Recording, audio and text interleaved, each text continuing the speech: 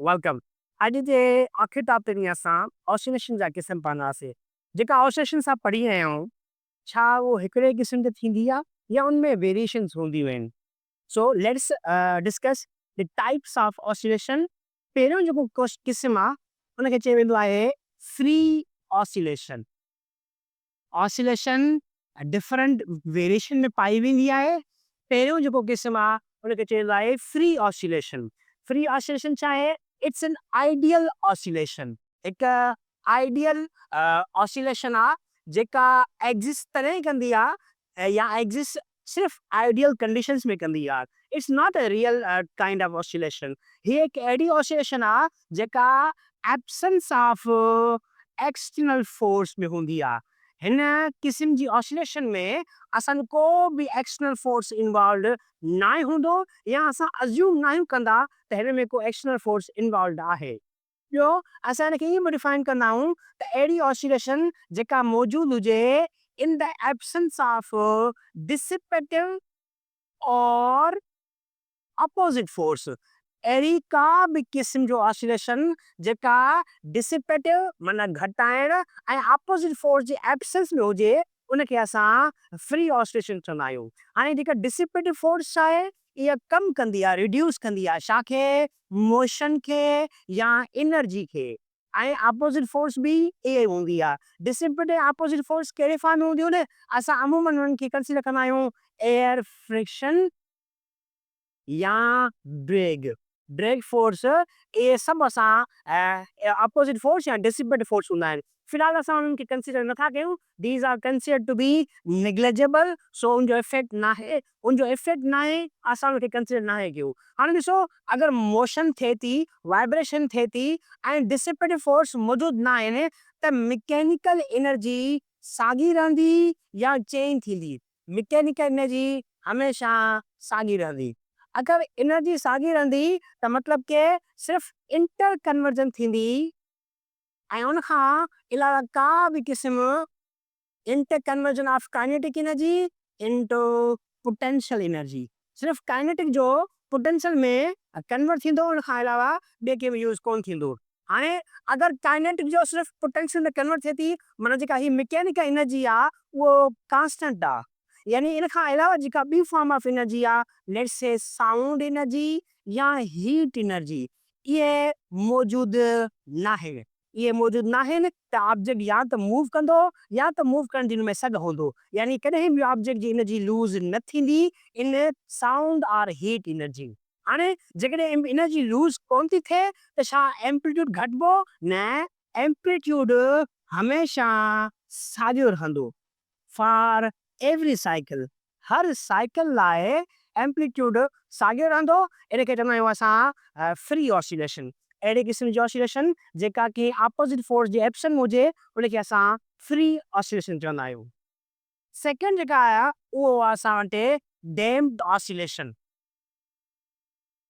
हीअ असांजी आइडियल हूंदी आहे ऐं जेको ॿियो आहे डैम्प्ड ऑसिलेशन, इहा असांजी रियल ऑसिलेशन हूंदी आहे इन द रियल वर्ल्ड।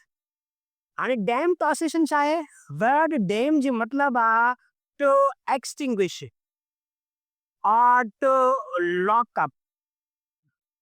घटि थी वञणु, कम थी वञणु, रिड्यूस थी वञणु। अहिड़ी ऑसिलेशन जेका घटि थी वञे उनखे असां डैम्प्ड ऑसिलेशन चवंदा आहियूं ऐं हीअ हिकु रियल ऑसिलेशन हूंदी आहे। इन द कॉन्ट्रास्ट जेका असां पहिरियों पढ़ी आयासीं फ्री ऑसिलेशन जा, हीअ रियल हूंदी आहे। अगरि का शइ घटे थी माना देयर आर या there is a presence of dissipative forces.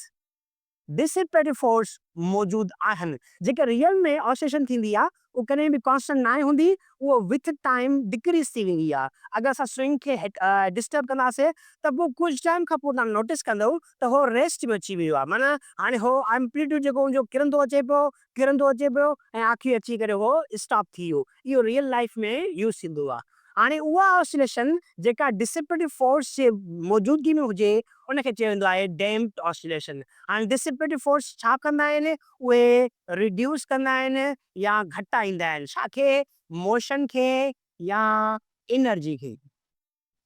हाणे अगर मोशन एनर्जी घटाईंदा आहिनि त जेका एनर्जी आहे उहो डिफरेंट फॉर्म में कन्वर्ट थींदी।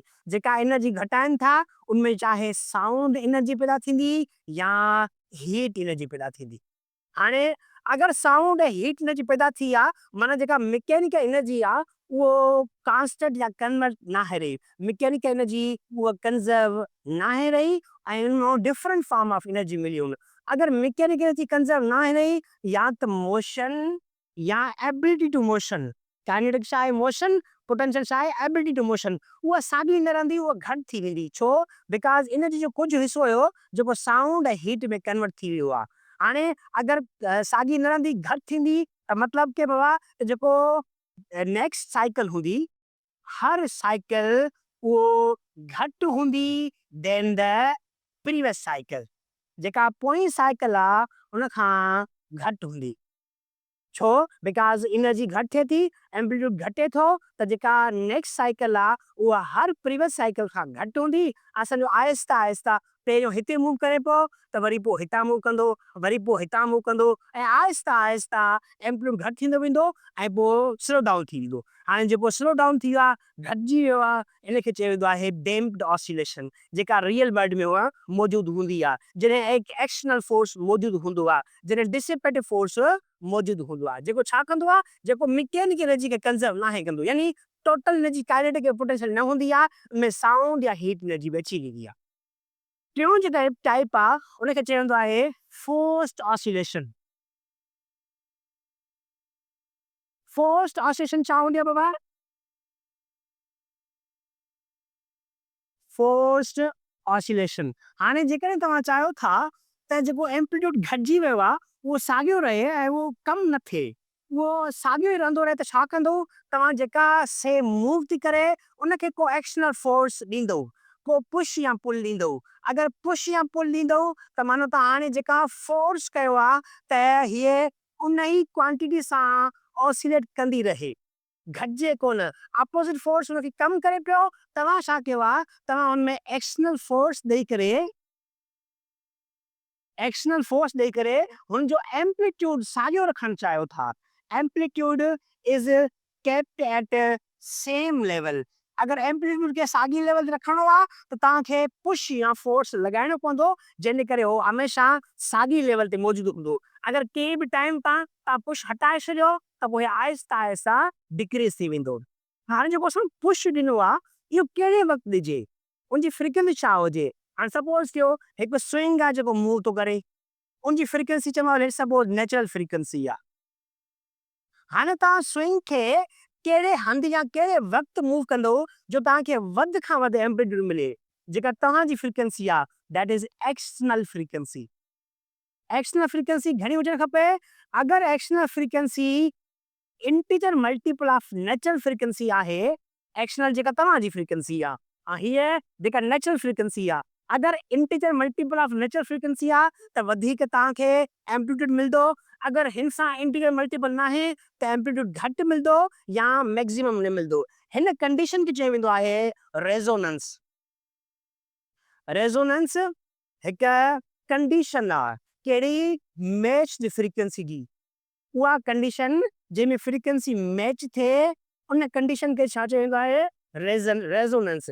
इनमें छा थींदो आहे? इनमें असांखे मैक्सिमम एम्पलीट्यूड मिलंदो आहे। अगरि तव्हां हिन कंडीशन ते कंहिं बि शइ खे स्विंग न कंदो त तव्हांखे शायदि आउटपुट मिले पर उहो मैक्सिमम न मिलंदो आहे। मैक्सिमम तॾहिं मिलंदो आहे जॾहिं तव्हांजो एम्पलीट्यूड जेका सिस्टम जी फ्रीक्वेंसी आहे, एक्सटर्नल फ्रीक्वेंसी छा बराबरि हुजे? नेचुरल फ्रीक्वेंसी सां। अगरि ॿिन्ही जी फ्रीक्वेंसी इक्वल थी वई, मैच थी वई त आउटपुट तव्हांखे मैक्सिमम मिलंदो, अदरवाइज़ मैक्सिमम न मिलंदो। हाणे अगरि रेज़ोनेंस हासिल करणी आहे त असांखे या त उन ई फ्रीक्वेंसी सां मूव करणो पवंदो या उनजे मल्टीपल सां, यानी या त असां 2 टाइम्स ऑफ नेचुरल फ्रीक्वेंसी सां मूव कंदासीं या त 3 times of natural frequency move कंदासीं, यानी को न को नंबर हूंदो। हे एन छा आहे? इट्स 1 2 3 4 5 6। इनखे छा चइबो आहे? रेज़ोनेंस कंडीशन। रेज़ोनेंस कंडीशन असांखे मैक्सिमम आउटपुट ॾींदी आहे, दैट इज़ फोर्स्ड ऑसिलेशन।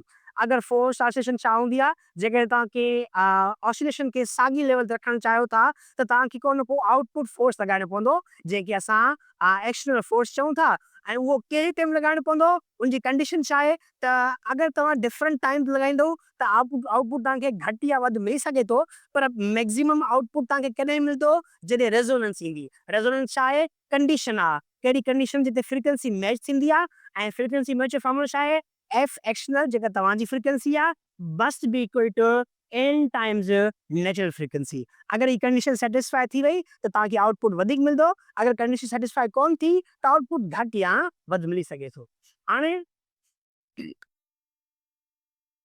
अगर असांखे सिस्टम जी फ्रीक्वेंसी फाइंड करणी आहे या एक्सटर्नल फ्रीक्वेंसी फाइंड करणी आहे त फॉर्मूलो छा आहे? F external is equal to n times F natural. ये रेजोनेंस जी कंडीशन आहे। तव्हां इन मां एक्सटर्नल फ्रीक्वेंसी फाइंड करे सघो था ऐं तव्हां इन मां नेचुरल फ्रीक्वेंसी भी फाइंड करे सघो था। That was our types of oscillation. हिन टॉपिक ते असांजो चैप्टर एंड थियो। इंशाल्लाह अगले लेक्चर में असां साउंड चैप्टर के स्टार्ट कंदासीं। अल्लाह हाफ़िज़।